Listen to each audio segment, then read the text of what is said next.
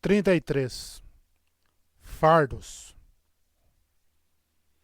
Mas ao fim é possível realizar a tarefa de seus fluxos com nossos misturar. Foi prometido e pode virar fato. Ou entendemos o resultado? Não questionamos se eles nos receberiam de volta. E sim se nós ousamos retornar à sua escolta. Da canção dos esprenos dos ouvintes, 10ª estrofe. Kaladin caiu com a chuva. Agarrado à roupa cor de osso do assassino com a mão boa.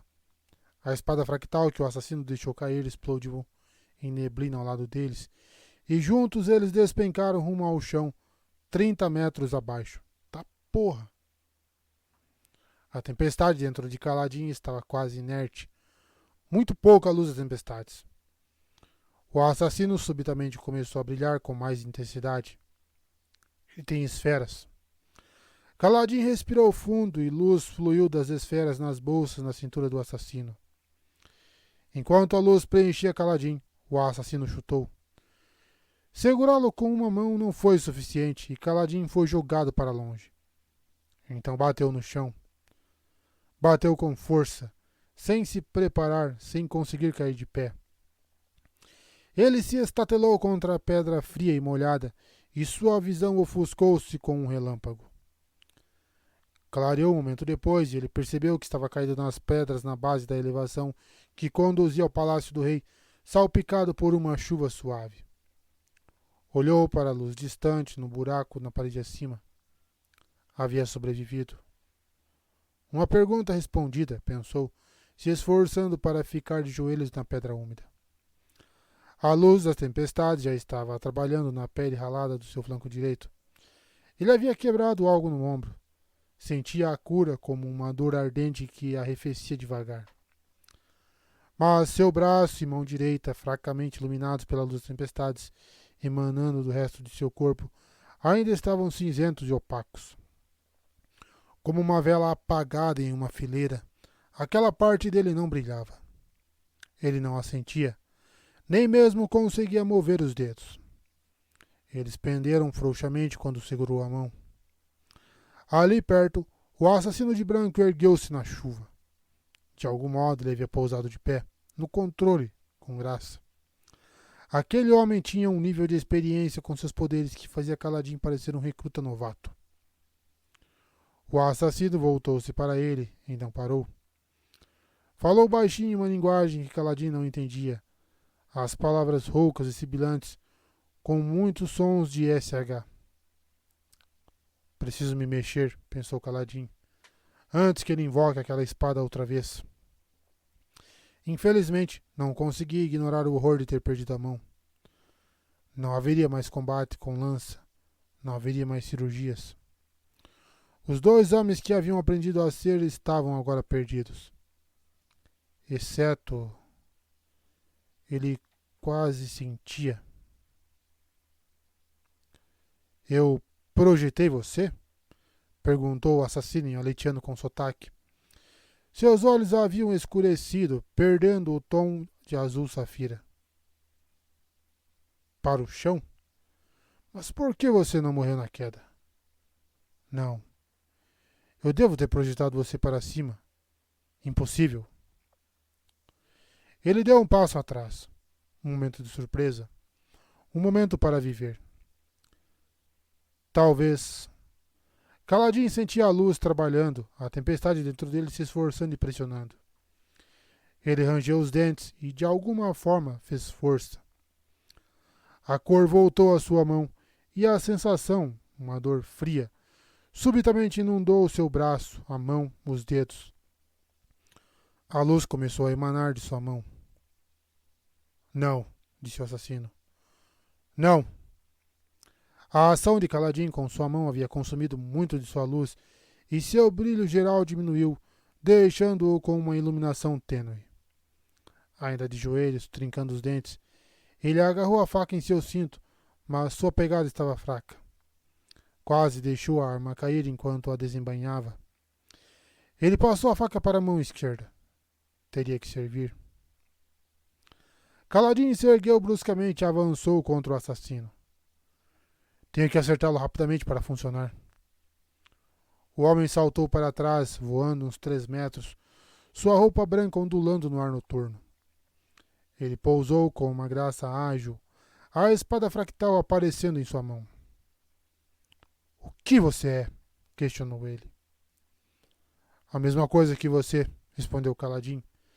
Sentiu uma onda de náuseas, mas forçou-se a parecer firme. Corredor dos ventos. Não pode ser. Kaladin ergueu a faca, os poucos traços de luz restante fumegando da sua pele. A chuva fina o salpicava. O assassino cambaleou para trás, olhos arregalados, como se Kaladin houvesse se transformado em um demônio do abismo. Me disseram que eu era um mentiroso, gritou o assassino. Me disseram que eu estava errado. Sizete, filho, Valano. Insincero. Me nomearam insincero. Kaladin deu um passo adiante da maneira mais ameaçadora que conseguiu, torcendo para que sua luz das tempestades durasse bastante para torná-lo imponente.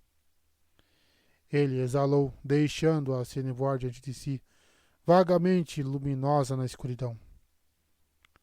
O assassino recuou, pisando em uma poça. Eles voltaram? Ele inquiriu. Todos eles voltaram? Sim, respondeu Kaladin. Parecia a resposta certa. A resposta que o manteria vivo, pelo menos. O assassino fitou-o por mais um momento, então virou-se e fugiu. Kaladin observou a silhueta brilhante correr, depois guinar para o céu. Ele zuniu rumo ao leste como uma mancha de luz. Raios, disse Kaladin. Então espiou o resto de sua luz e desabou no chão. Quando recuperou a consciência, Sil estava ao lado dele no chão rochoso, as mãos nos quadris. Dormindo quando deveria estar de guarda? Kaladin grunhiu e se sentou. Sentia-se horrivelmente fraco, mas estava vivo. Isso bastava. Levantou a mão, mas não enxergava muito na escuridão, agora que sua luz das tempestades havia se evaporado. Conseguiu mover os dedos. Sua mão e antebraço doíam, mas era a dor mais maravilhosa que já sentira. Eu me curei, sussurrou ele, depois tossiu. Eu me curei de uma ferida de espada fractal. Por que você não me disse que eu podia fazer isso? Porque eu não sabia que você podia fazer isso até você fazer, seu bobo, respondeu ela, como se fosse o fato mais óbvio do mundo. Então sua voz tornou-se mais gentil. Há mortos lá em cima. Caladinha sentiu. Será que conseguiria andar? Conseguiu ficar de pé e lentamente contornou a base do pináculo rumo aos degraus do outro lado. Sil voejava ansiosamente ao seu redor. Sua força começou a voltar um pouco ao alcançar os degraus e começar a subir. Teve que parar várias vezes para recuperar o fôlego e em determinado momento rasgou a manga do próprio casaco para esconder o fato de ter sido atravessado por uma espada fractal. Chegou ao topo. Parte dele temia descobrir que estavam todos mortos. Os corredores estavam em silêncio, sem gritos, nem sem guardas. Nada. Ele avançou, sentindo-se sozinho, até ver uma luz à frente. Parado! Gritou uma voz trêmula. Marte, da Ponte 4. Você aí no escuro, identifique-se. Kaladin continuou avançando para a luz, exausto demais para responder. Marte e Moash estavam de guarda na porta dos aposentos de Elrocar, junto com alguns dos homens da guarda do rei. Soltaram gritos de surpresa quando reconheceram o Kaladin e conduziram-no ao calor e à luz dos aposentos do rei. Ali ele encontrou Dalinar e Adolin vivos, sentados nos sofás. Ed cuidava dos seus ferimentos. Kaladin treinara alguns homens na Ponte 4 em medicina básica de campo. Renarin estava largado em uma cadeira ao canto, sua espada fractal descartada aos seus pés como lixo. O rei andava de um lado para outro da sala, falando em voz baixa com a mãe. Dalinar se levantou, livrando-se de Et enquanto Kaladin entrou. Pelo 10º nome do Todo-Poderoso, disse Dalinar, a voz abafada. Você está vivo? Caladinho assentiu, depois se deixou cair em uma das elegantes cadeiras reais, sem se importar se a sujaria de sangue e água. Ele grunhiu baixinho. Metade de alívio ao ver que todos estavam bem, metade de exaustão. Como? Questionou Adolin. Você caiu. Eu estava quase apagado, mas sei que vi você cair. Sou manipulador de fluxos, pensou Caladin, enquanto Dalinar o encarava. Usei luz das tempestades. Queria dizer tudo isso, mas não conseguia. Não na frente de Elhokar e Adolin. Raios, sou um covarde. Eu o segurei firme, respondeu Caladin. Não sei. Nós despencamos e, quando atingimos o chão, eu não estava morto.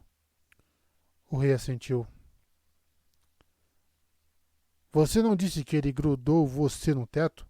Indagou ele a Adolin. Eles provavelmente flutuaram até o chão. Sim, admitiu Adolin. Pode ser. Depois que pousou, você o matou? Continuou o rei esperançoso. Não, respondeu Caladin. Ele fugiu. Acho que ficou surpreso de termos nos defendido com tanta habilidade. Habilidade? Perguntou Adolin. Parecíamos 3 crianças atacando um demônio do abismo com gravetos. Pai das tempestades. Nunca foi tão completamente derrotado em toda a minha vida. Pelo menos fomos alertados, replicou o rei, a voz abalada. Esse carregador, ele é um bom guarda-costas. Você será recompensado, jovem.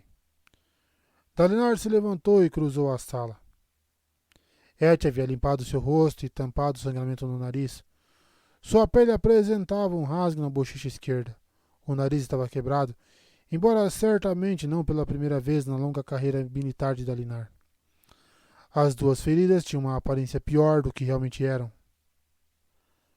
Como você soube? Perguntou Dalinar. Caladin encontrou seu olhar.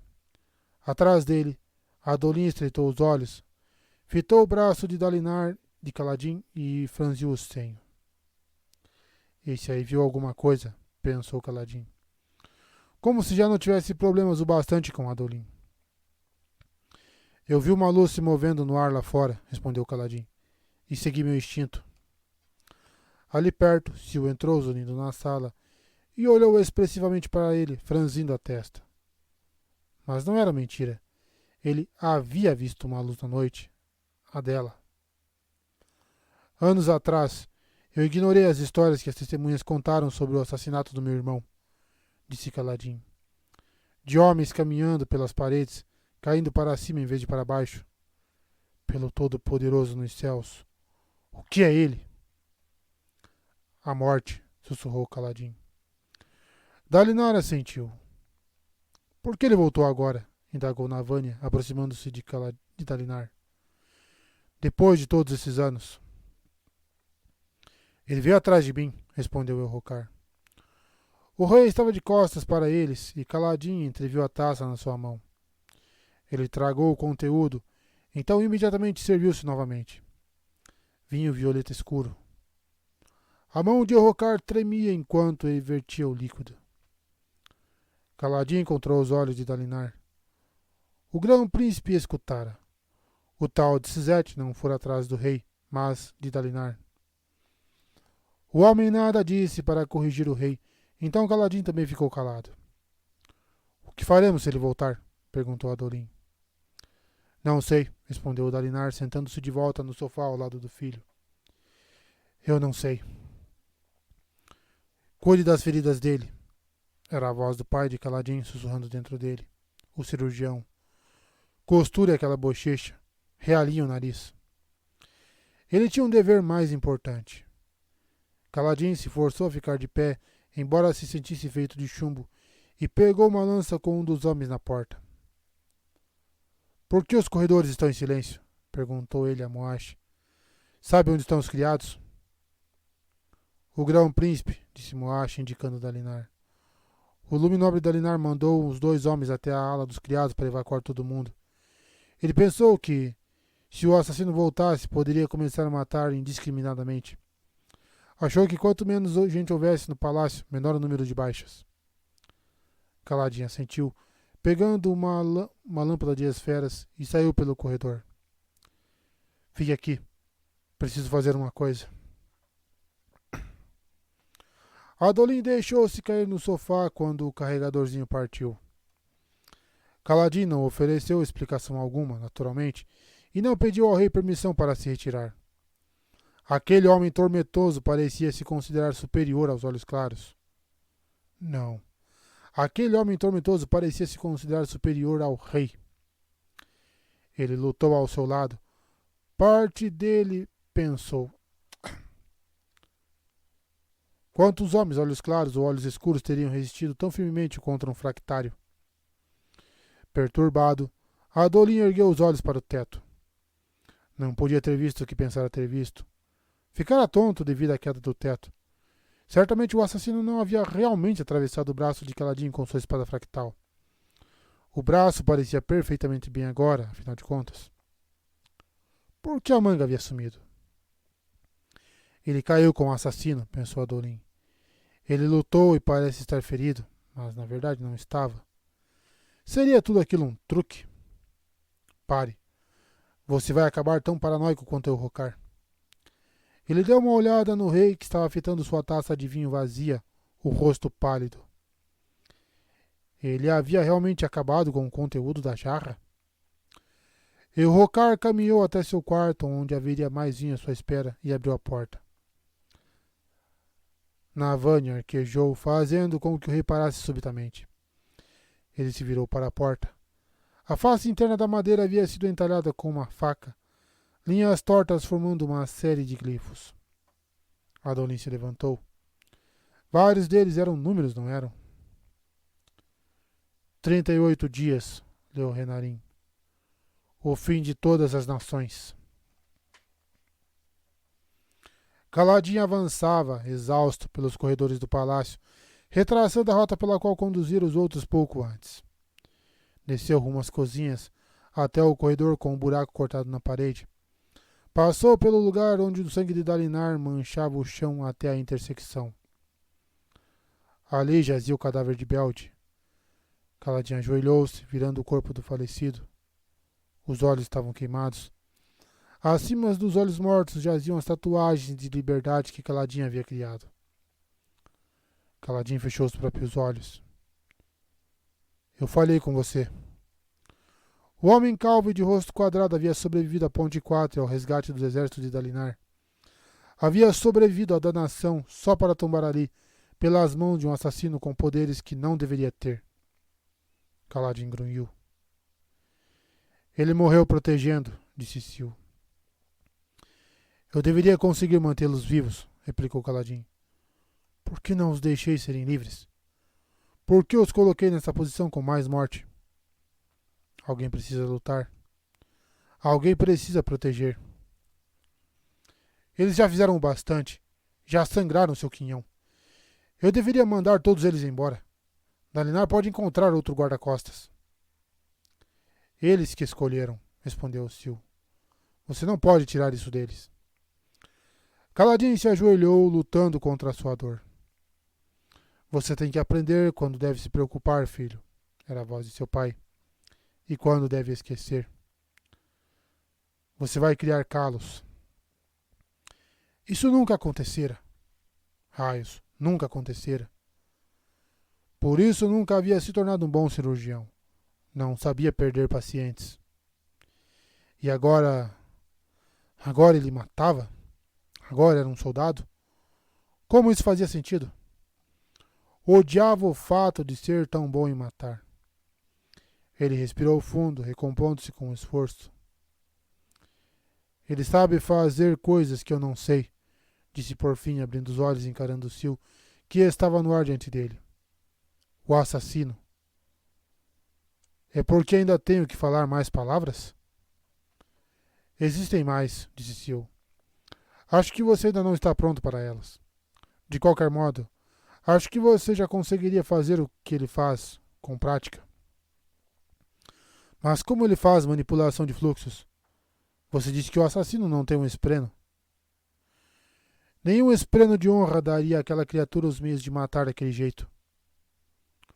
Humanos pensam de formas bem diferentes, replicou Kaladin, tentando ocultar a emoção em sua voz, enquanto virava Belde de bruços para que não precisasse ver aqueles olhos murchos e queimados. E se o esplêndido de honra achar que aquele assassino está fazendo a coisa certa? Você me deu os meios para matar os parchendianos. Para proteger. E os parchendianos acham que estão protegendo o próprio povo, argumentou Kaladin. Para eles, eu sou o agressor. Sil sentou-se, envolvendo os joelhos com os braços. Eu não sei. Talvez. Mas nenhum outro esplêndido de honra está fazendo o que eu faço. Sou a única que desobedeceu. Mas a espada fractal dele... O que tem? Perguntou Kaladin. Era diferente. Muito diferente. Me pareceu comum. Bem, tão comum quanto uma espada fractal pode ser. Era diferente. Sinto que eu devia saber por quê. Tem a ver com a quantidade de luz que ele estava consumindo. Kaladin se levantou, então caminhou pelo corredor lateral segurando a lâmpada. Ele portava safiras, tornando as paredes azuis. O assassino havia cortado aquele buraco com sua espada, adentrando o corredor e matado Belde. Mas Kaladin havia mandado 2 homens na dianteira. Sim, outro corpo. Robert, um dos primeiros homens que Kaladin salvara na Ponte 4. Que uma tormenta levasse aquele assassino. Lembrava-se de ter salvado aquele homem depois que ele foi abandonado por todos os outros para morrer no platô. Kaladin ajoelhou-se junto do corpo, virando, e flagrou chorando. Eu sinto muito, disse Robert, tomado pela emoção, quase sem conseguir falar. Sinto muito, Kaladin. Robert, você está vivo? Então notou que as pernas do uniforme de Robert haviam sido cortadas no meio das coxas. Por baixo do tecido, as pernas estavam cinzentas e escuras, mortas, como o braço de Kaladin estivera. Eu nem cheguei a vê-lo, contou Robert. Ele me derrubou, depois atacou Belde. Eu ouvi vocês lutando, pensei que todos haviam morrido. Está tudo bem, você está bem. Não sinto minhas pernas, disse Robert. Elas se foram. Não sou mais um soldado, senhor. Sou inútil agora. Não, disse Kaladin com firmeza. Você ainda é da Ponte 4. Você sempre será da Ponte 4. Ele se forçou a sorrir. Só precisamos que Rocha ensine você a cozinhar. Como é o seu guisado? Horrível, senhor, respondeu Robert. Consigo queimar sopa. Então está no mesmo nível da maioria dos cozinheiros militares. Deixe-me levá-lo de volta até os outros. Kaladin passou os braços debaixo de Robert, fazendo força para tentar levantá-lo. Seu corpo não permitiu. Ele soltou um grito involuntário, colocando Robert de volta no chão. Está tudo bem, senhor? Perguntou Robert. Não, disse Kaladin, sugando luz de uma das esferas da lâmpada. Não está. Ele fez força novamente, levantando Robert. Depois carregou-o de volta até os outros.